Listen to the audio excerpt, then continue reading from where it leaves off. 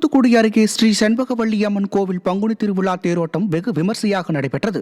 கோவில்பட்டியில் அமைந்துள்ள பிரசித்தி பெற்ற அருள்மிகு ஸ்ரீ செண்பகவல்லி அம்மன் உடனுரை ஸ்ரீ பூவனநாத சுவாமி திருக்கோவிலில் பங்குனி திருவிழா ஆண்டுதோறும் வெகு விமர்சையாக நடைபெறும். இந்த ஆண்டுக்கான பங்குனி திருவிழாவின் முக்கிய நிகழ்வான திருத்தேரோட்டம் கோலாகலமாக நடைபெற்றது. இதில் பல்லாயிரக்கணக்கான பக்தர்கள் கலந்து கொண்டு தேரை வடம் பிடித்து இழுத்தனர்.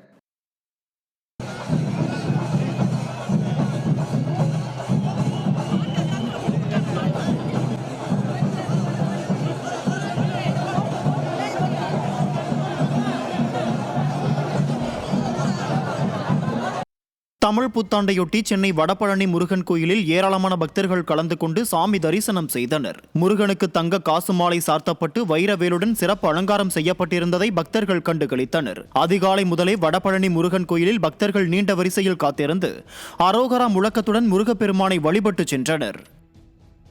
எனக்கு மதுரை, நான் இங்கே சென்னையில் தான் இருக்கேன். எல்லாருக்கும் தமிழ் புத்தாண்டு நல்வாழ்த்துக்கள். இப்போது இன்றைக்கி ஆக்சுவலாக தமிழ் புத்தாண்டுன்றதுனால நம்ம தமிழ் கடவுள் முருகன் கோவிலுக்கு போகலாம் அப்படின்னு பிளான் பண்ணோம்.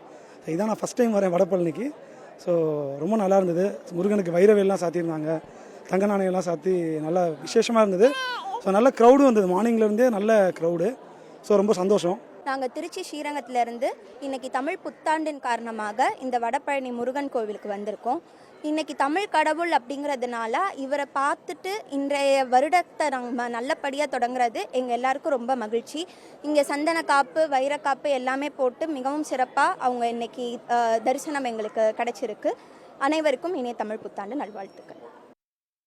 திருச்செந்தூரில் பிரசித்தி பெற்ற சுப்பிரமணிய சுவாமி கோயிலில் தமிழ் புத்தாண்டையொட்டி சிறப்பு வழிபாடு நடைபெற்றது. அதிகாலை 4 மணிக்கு கோவில் நடை திறக்கப்பட்டு விஸ்வரூப தீபாராதனையும் உதய மார்த்தாண்ட அபிஷேகமும் நடைபெற்றது. புத்தாண்டு தினத்தையொட்டி உச்சிக்கால பூஜை, அன்னாபிஷேகம் உள்ளிட்ட சிறப்பு பூஜைகளும் நடைபெற்றது. அதிகாலை முதலே பல்லாயிரக்கணக்கான பக்தர்கள் கடலில் புனித நீராடி நீண்ட வரிசையில் காத்திருந்து சுவாமி தரிசனம் செய்தனர்.